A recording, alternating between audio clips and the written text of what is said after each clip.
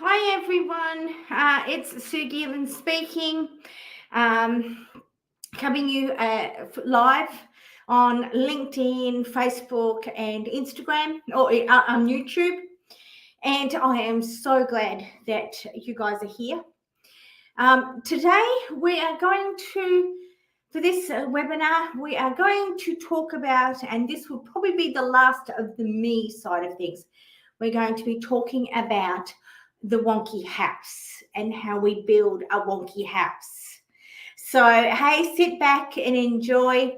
And yeah, if there's any comments, obviously, bring them in. Put them in the chat. And again, if you have any questions that you have, you can email me at info@metaneo.com.au, or you can go to my website at metaneo.com.au. So glad you're here. And hey, let's get into it, shall we? All right, so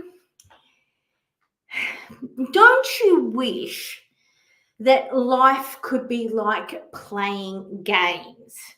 Now, David and my favorite genre is the role-playing games with big worlds and everything like this. And currently we are playing Baldur's Gate 3. And it's interesting is that when we first got married, which was 36 years ago, it was one of the games that we played right back when almost internet was around, or computers were around. And just recently they brought out, obviously the new and improved and updated everything like this, Baldur's Gate 3. So it's a bit nostalgic for us. So usually we create the main character, which we then use. And we often use our names to name the character. And mine is Susie, spelled S-U and then capital Z-E, so Susie. And so if my character, Susie, dies in battle, I can reload an earlier save game and try the battle again.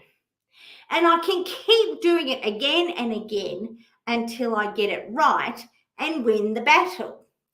So learn the skill, win the battle, vanquish the foes. That's what we're sort of, was all about. But unfortunately, our lives are not like that. We get one shot. There is no do-over. And so obviously it would stand to reason that if we only get one shot at this, let's try and make the very best shot that we can do and live the most amazing life we can live.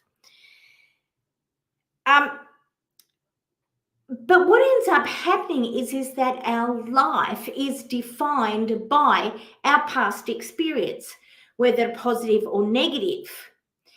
And usually I've sort of said this before, and I think you've heard me say this before, is that it is not the incident per se that hurts us.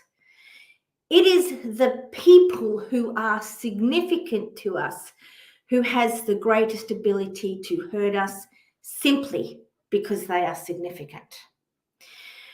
Well, this is what happens. And oftentimes this type of experience, and usually the negative ones is the more that determines, is what kind of me house that we built. And then we get to live it throughout our adult lives. Now, this is great if you've had a great childhood. Right at the beginning, you're well-adjusted, you've built that well-adjusted, balanced adult house. But that's only 20% of you. The other 80% of us, to a varying degree, have had negative, painful childhood experiences.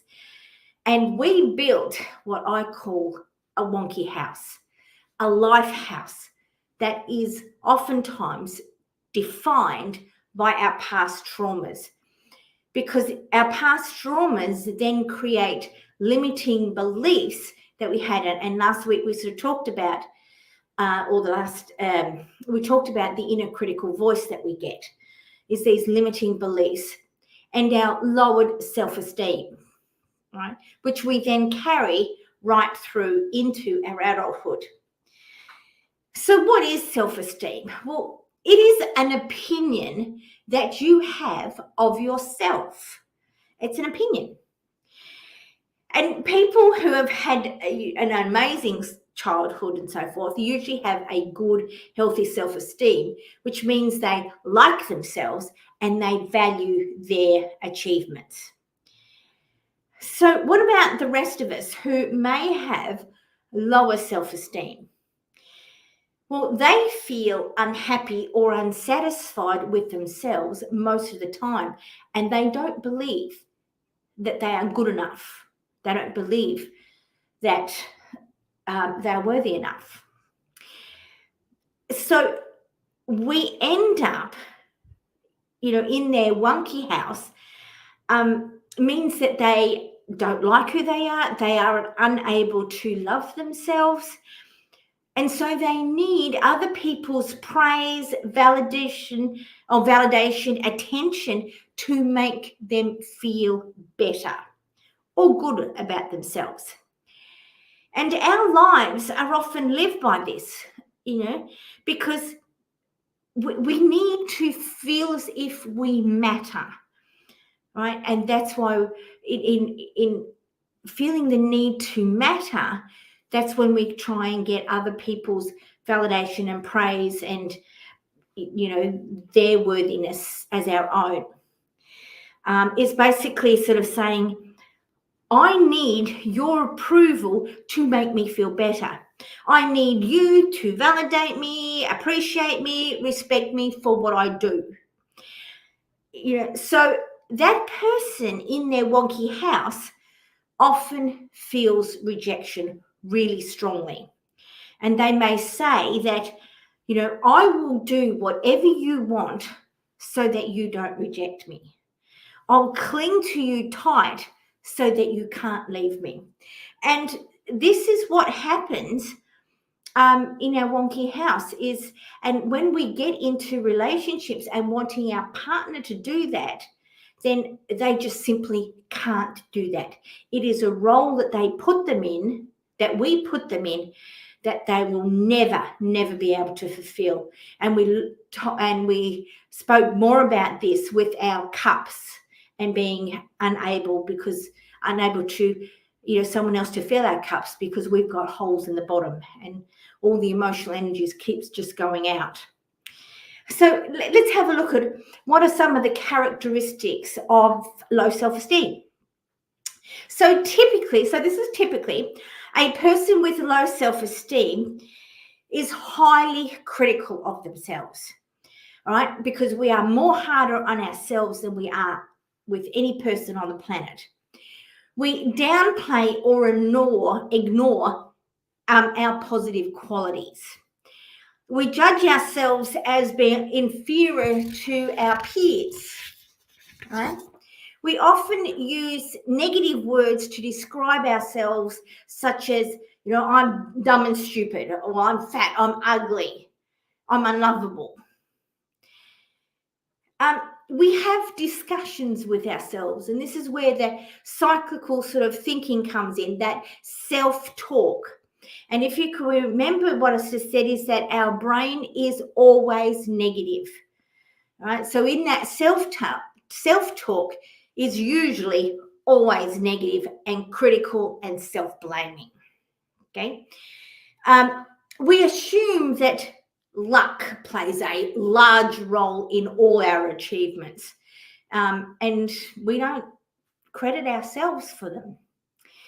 We blame themselves when things go wrong instead of being able to take into account other things that we have no control over, such as the actions of other people, or even the economy, the environmental forces that we have no control over.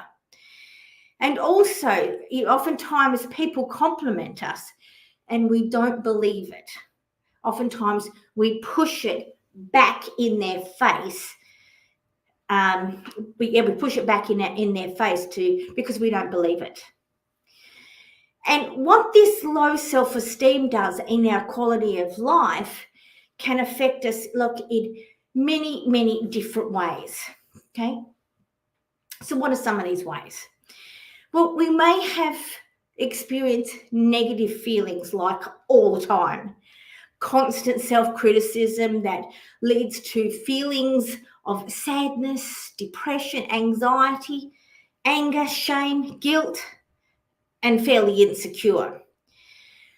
We then have relationship problems because we may then tolerate all sorts of unreasonable behaviors from our partners because you don't believe that or you believe that you must earn love and friendship, that it's not given, you must earn it. And oftentimes your belief is that you cannot be loved or are unlovable. And alternatively, a person with low self-esteem may feel angry and actually then bully other people. So you've got the sort of two sides of the coin in terms of not feeling good or bullying others to make us feel good. One of the other things in our quality of life is that we fear trying. So, you may doubt your ability of worth and avoid challenges, because if you don't rise up to the challenges, you can't fail. Sometimes it then becomes about perfectionism, is that they'll push yourself to become, an overachiever to atone for what you sort of see as your inferiority. You may fear judgment. And so therefore you may avoid activities that involve other people, like sports or social events, because you're afraid that you will be negatively judged. Right? And sometimes a person may feel self-conscious and stressed around others and constantly looking for signs that people don't like them. And that constant, almost suspicion can really be hugely, hugely draining. And I can so relate to that one, because that's how I felt. I was always looking for signs of why people didn't like me, or if they didn't like me, or I was looking for signs of, why are you being nice to me? It was that kind of yin yang type thing, and it just drained the heck out of me. Okay. We have low resilience, where we find it hard to cope with a challenging life event because we already believe ourselves to be hopeless. We perhaps lack self-care. So a person may care so little that they neglect or abuse themselves. Maybe they eat too much or don't eat enough. They may drink too much alcohol. They may party too much. And then there is sort of some self-harming behaviours, like an increase in self-harm. For example, the eating disorders, drug or alcohol abuse. Right? This is, we don't have a say. We don't have to stay this way, guys. We simply don't. And I can tell you that because I didn't stay this way. But we have to recognize it for what it is. We have simply built a wrong kind of house based on the significant others in our lives who have hurt us. And we develop these behaviors and skills in order to protect ourselves, cope, defend, and survive. Right? But let me now encourage you that, you know what, guys? You have the power to choose to bulldoze your wonky house and to reparent yourself to build a new me hero house. But this means that we have to take ownership. we have to take responsibility for our own lives, and we have to be accountable for our thoughts, our words, our deeds, and our actions. All right. Guys, I just wanted to sort of share with you that I've all this is in a book that I wrote, which is on Amazon, and here it is. It says, "Stop letting your turf define your worth." It is, so if you go to Amazon, put my name in, Sue Geelan. Then I've got 2 books there of, one is how to reignite the flame or the spark in your relationship. And the other one is this, being able to stop letting your turf, your significant people, define your worth. Guess what, guys? You get to define your own worth, right? But we have to take ownership, responsibility, and be accountable, right? So, guys, how am I doing?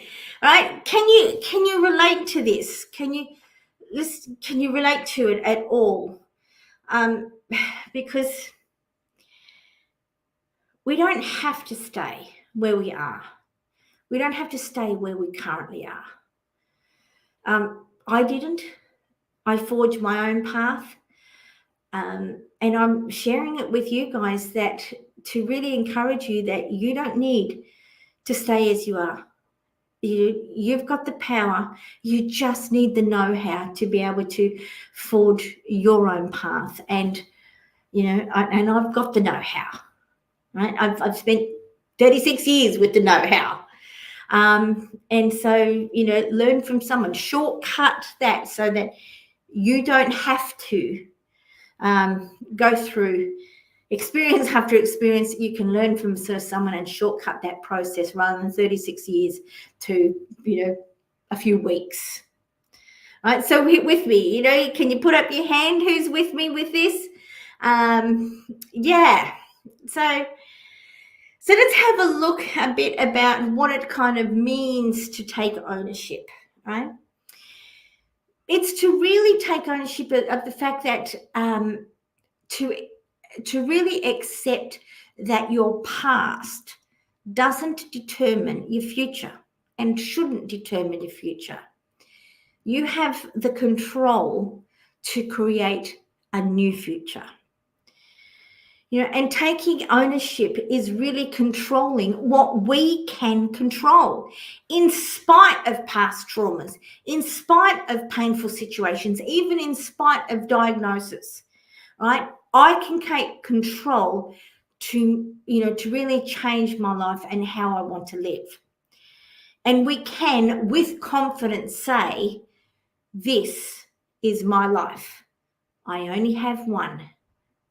How am I going to make the best that it can be? Right? You've got that power, guys. How about taking responsibility? Right? You are only responsible for you. You are only responsible for how you behave, the choices you make, and to a certain extent, the emotions you experience.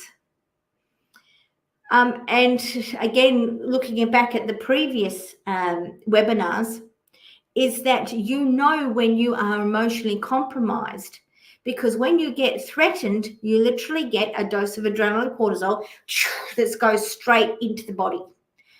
So you get the tightness of your muscles. You get the feeling of sickness in your tummy or the tightness in your chest. Your heart rate increases, your breathing short and sharp, right? Once you've done that and you can put a tool to be able to calm down, right, or use a tool to be able to calm down, and that's usually just breathing. Just breathe and count your breathing. Then you're able to, bring down your emotions or bring down your, hot temperature to be more calm throughout your life. the only thing is that, by being able to recognize our emotions, we can take responsibility for controlling how we react or respond in any given circumstances. Right? That is the only thing that we can do. The only thing. And let me sort of share with you, if I can, a story. Is that I used to be very suspicious, okay? Very suspicious of, people. Why are you being nice to me? Why are you being nice? I don't feel as if I don't deserve this. I feel as if I've got a, sign around my head, my chest, abuse me. It's okay. I can take it. But I ended up reading a book called Being Happy by Andrew Matthews. And it talked about unconditional love. And so one of my from reading that, my purpose is that I was going to assume that everyone loved me and I loved everyone. And I did that. I assumed that everyone loves me now. And if someone was out to hurt me by, their intentions, well, I've got no control, zero control over what the intention of someone is. Zero control. But I have control over the message that they are delivering. I've got control over that. And then I can ask myself two questions. Is it true? Is it valid? If it's true, if it's valid, then I can now take ownership of that and make sure that in future I can change and become better. But if it's not true and it's not valid, then I can take everything and chuck it, ditch it. All right? And some people sort of said, well, that means that people could hurt you. Well, no, how can they? Because it doesn't matter what their intentions were. In fact, their intentions could be, well, that's their circus, they're monkeys. That's their responsibility. I don't need to take it on, even if you are a significant person. I don't need to take it on. That's my superpower. Does this make sense? Is that so we don't need to let people hurt us? All right? All we need to sort of ask is, what is the message that they are trying to deliver? Is it an accusation? You are dumb. You are stupid. Is it true? Is it valid? No, it's not true. No, it's not valid. Chuck it. Chuck all the rest of it. Because we have zero control over how a message is delivered. It could have been delivered in sarcasm, cynicism, passion, aggression. Zero control. But we do have the message on how, we do have control on how we're going to react to the message that was delivered. Is it true?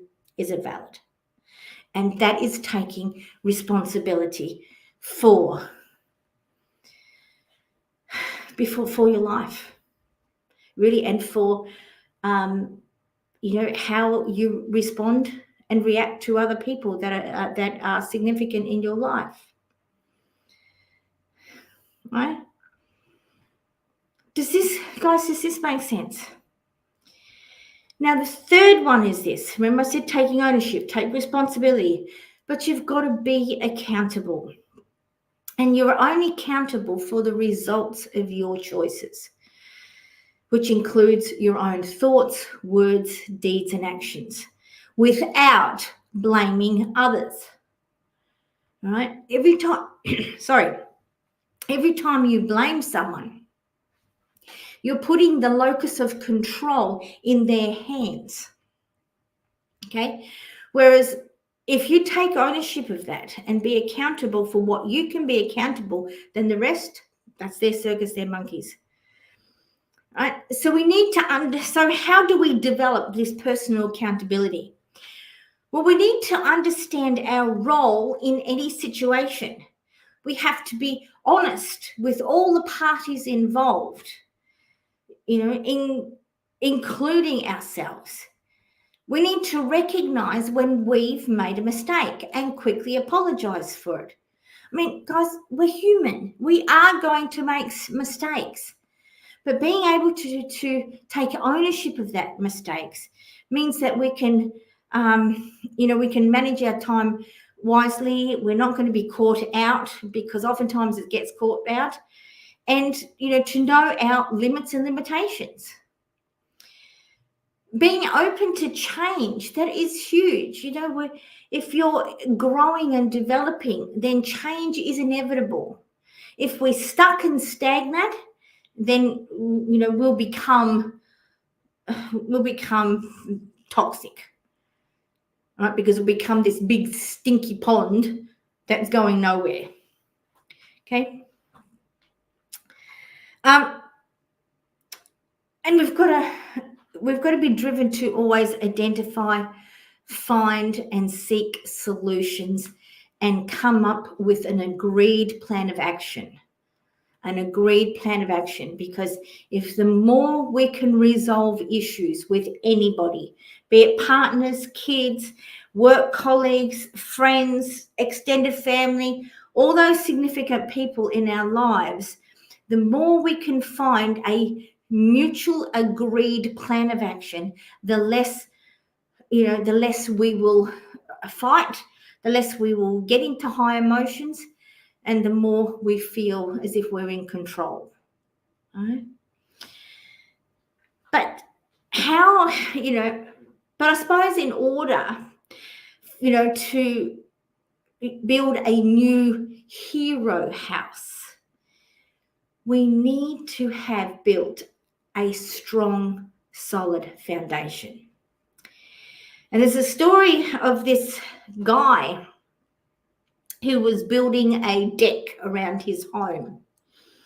It ended up taking him 26 hours to deck.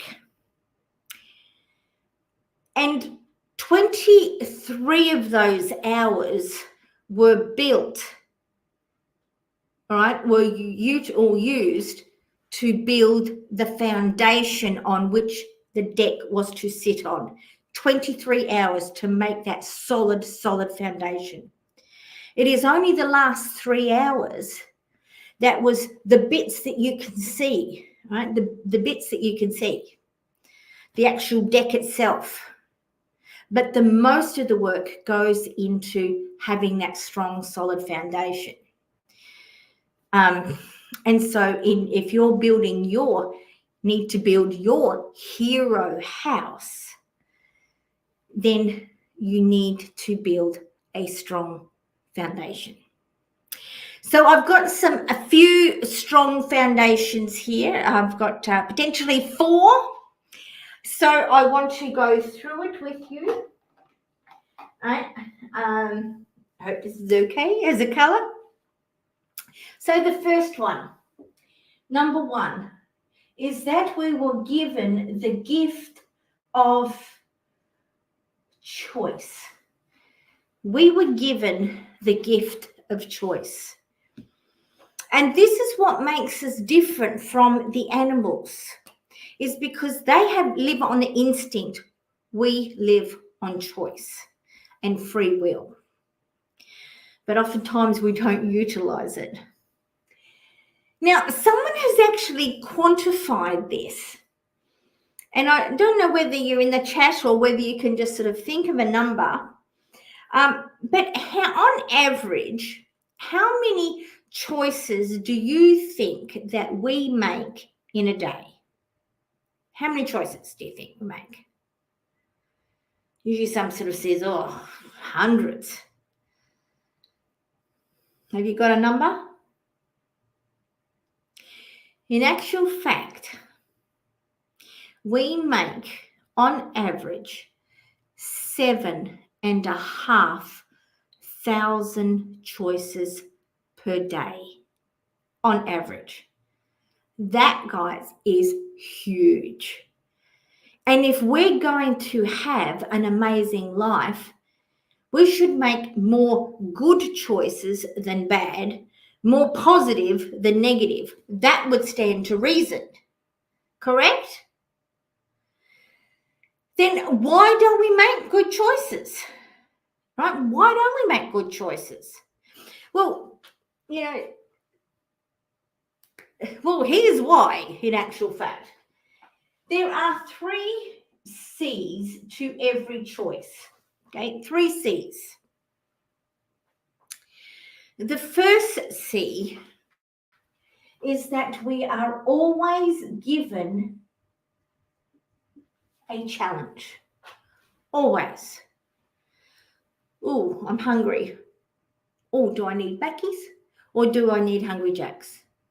Or a salad? Maybe I'm trying to lose weight. Or a Pizza Hut. Right? We're always given a challenge. And in that challenge, we then have to make a choice to resolve it. Okay? So that's usually the second one, is we make a choice. Then the third one hits in because we make the choice and then think about it for a bit and go, oh, Hector McGregor, I should have thought about this a bit more. And so the third one is that, and this is my only dip into science, is the fact that for every choice, there is an equal or opposite consequence. Okay, equal or opposite consequence. Okay, can you see that? And this is usually how we make choices and decisions. We get a challenge, we make a choice and go, oh man, okay, I should have thought of that a little bit more. And then we have to deal with the consequences, good or bad, positive and negative, of that choice. And therefore we spend our lives, right? We spend our lives literally going from crisis to crisis to crisis to crisis. That we're not intentionally sort of thinking about what we need. So this is usually what happens, all right? We get a challenge, we make the choice, we then have to deal with the consequences. Well, I've got an alternative to that. Right? So number one, it is always about a challenge, right? But number two, now let's think about, it should be over here. Let's think about the consequences that we are willing to live with, okay, based on that challenge. We weigh up the pros, the cons. We look at all the possible consequences and sort of say, well, which one suits me for, right now, in terms of where I am right now.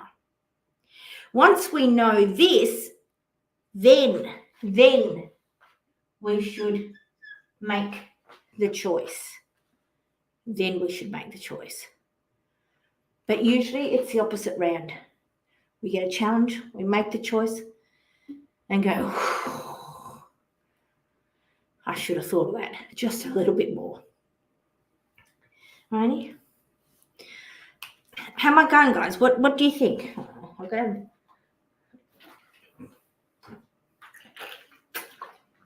Just getting a drink. Do you know this before? In the chat or anything? Do you know about this? Do you understand? Does this make sense? All right. And this is why this is a big issue. Okay. It's because we don't follow this. We have a challenge, we make the choice, then we live with the consequences. Whereas no, we should make the choice, think about the consequences that we want to live by, then we make the choice to resolve that challenge. Okay? That's number one, pillar number one. Now, pillar number two, and I hope this works, is, right, number two, is I call this the motivational scale.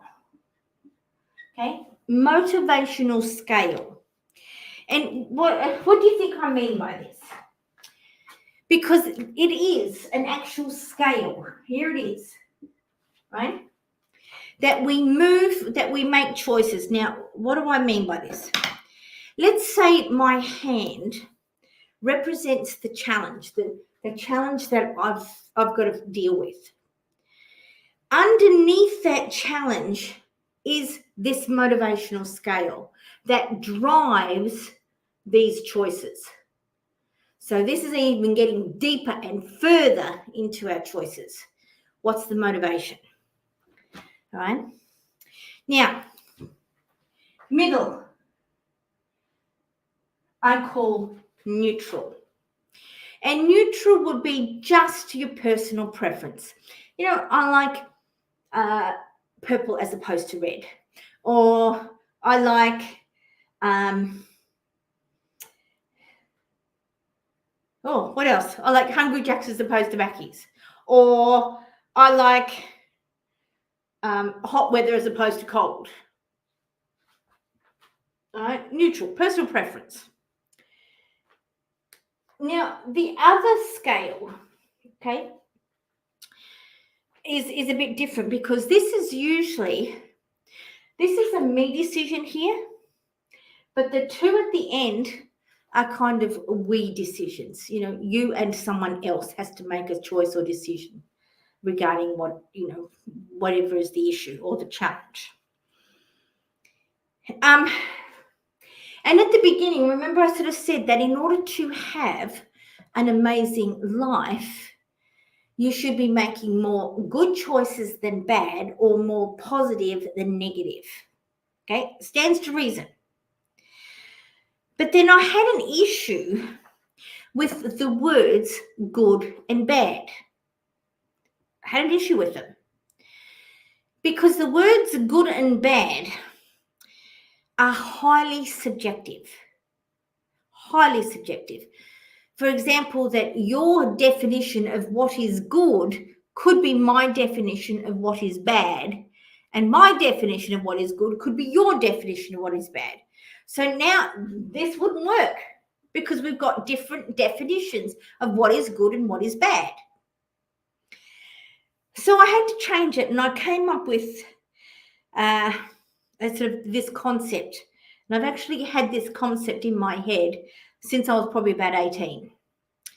Because we make choices, okay, based on or coming out of love or selfishness. Okay? We make choices based on coming from a place of love or coming from a place of selfishness. This is what we do. And we slide up and down it. Okay, we slide it up and we slide up and down so that something could start coming from a place of love, but it could then shift. Right? Let me give you an example. Again, this is a fictitious sort of story, but it serves as a lesson. Let's say there was this young married couple. He ended up having to get up earlier for work than his new wife did. And he thought in his heart, you know what, I'll give her a cup of coffee. So every morning he got up while he had his breakfast, and as he was sort of walking out the door, he made her a cup of coffee and sent it, put it on the side of the table, on her bedside table, gave her a kiss on the head or something, and went off. And he did this for about 2 years. Right? Did this for about 2 years. So where was he coming from? He was coming from a place of love because he was doing it because it was in his heart to do so. Now, 2 years down the track, maybe there are now kids involved, and she's wanting him to perhaps do some more roles in the home to, help and support her, and he's sort of been, working all day and so forth. And he says, comes up and sort of says, well, I've made you coffee like for every day since we got married. And I don't even get any appreciation from that. Okay? Where did he shift to? He started from love, but he's now shifted to selfishness, because every time in selfishness always sort of comes is that I'm doing something to get something.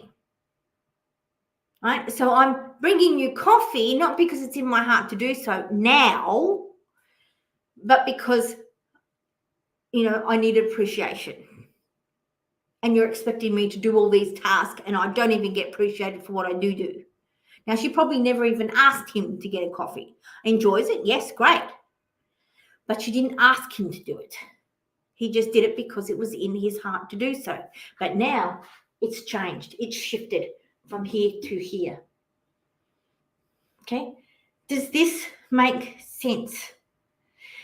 Because oftentimes we can get into a relationship that is built on, I might do black, right? That is built on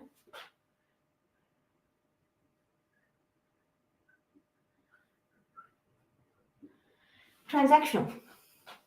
Okay, that is transactional. I'm doing this for you, so now you have to do this for me.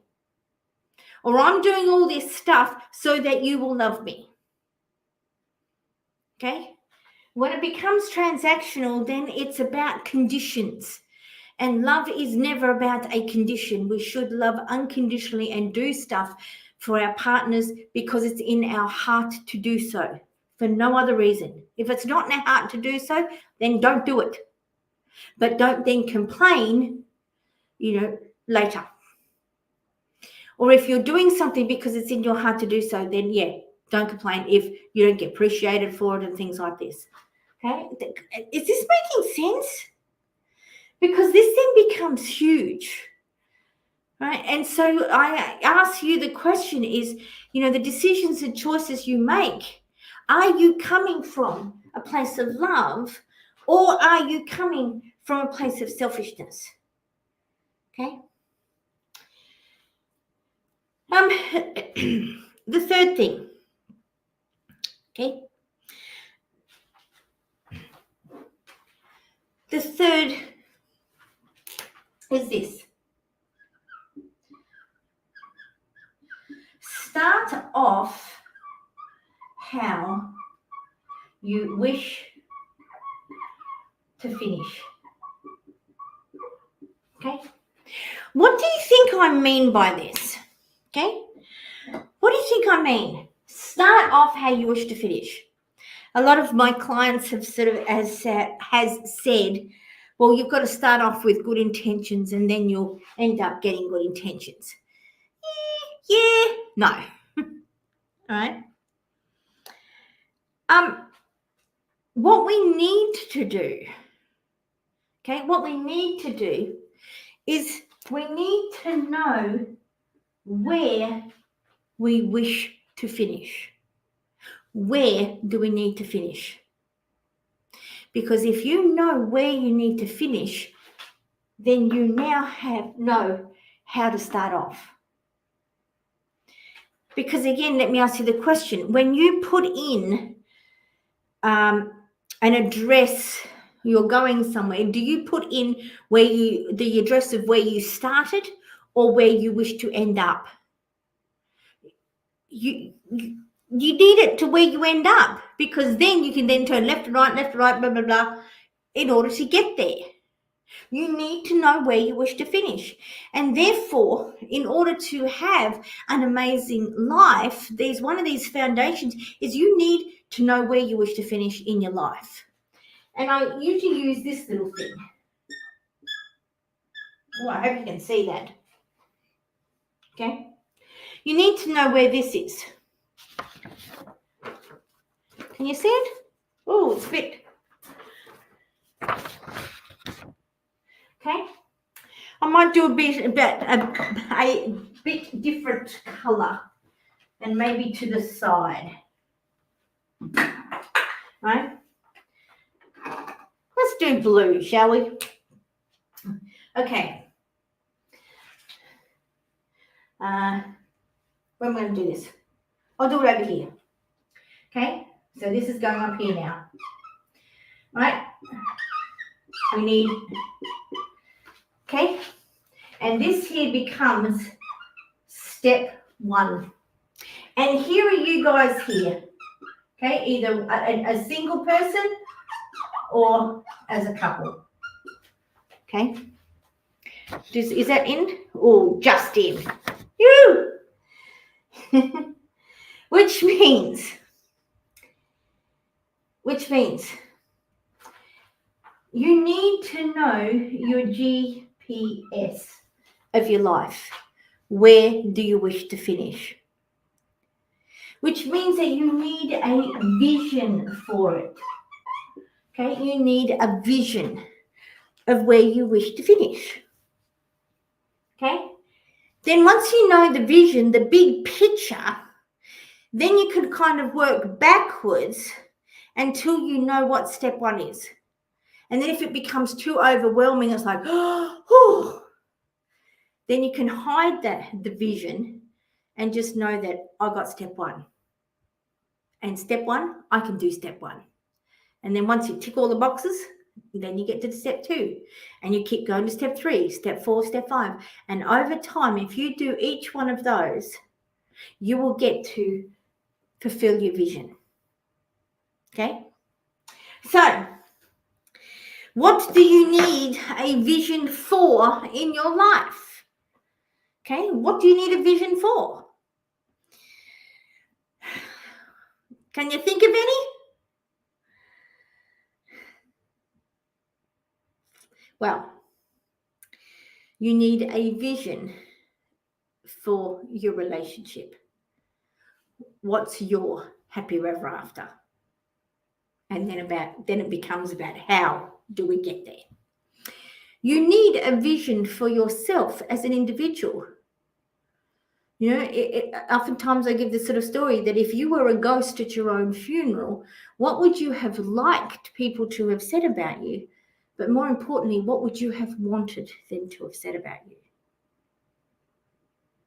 That's your vision for yourself. You could have a vision for your career, your job, your business. You could have a vision for your finance. What else is there? You can have a vision for your lifestyle. What about your retirement? You've got to have a vision for your retirement.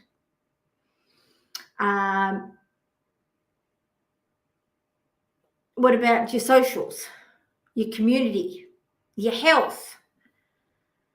You've got to have a vision for those. And once you have a vision and a plan of action for each one, guys, your life can be friggin' amazing. Absolutely amazing, because you've got a plan of action. Okay? And I suppose that's why I'm doing this, because I just want you to have the life that you want for yourself. We don't have to get stuck in the past. We don't have to settle for less. So I want you to imagine a life where you woke up every morning with a sense of purpose, where you no longer carried the weight of your past in your shoulders. And picture yourself in a beautiful open house with wide windows, inviting the world to see what amazing person you've become. Hey, come and experience me, because there's no muck here. I've gotten rid of it.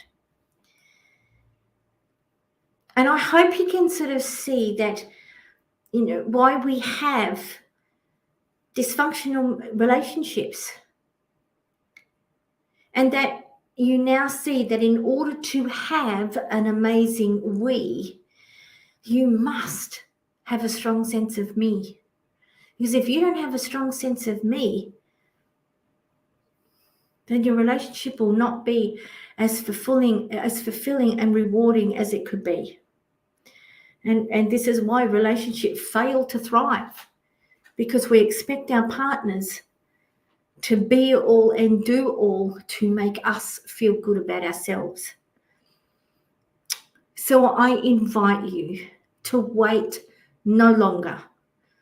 Guys, schedule a session with me now. Let's give you the tools, the strategies, and everything else that will take you on this path, either as a me, all right, or if you're in a couple, as a we.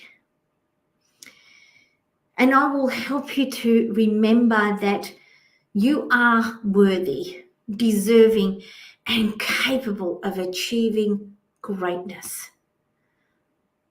So I encourage you to embrace your power within and allow me to guide you towards a future filled with self-love, success, happiness, and hopefully an amazing relationship where you'll discover the true essence of who you are and the incredible potential that lies within you.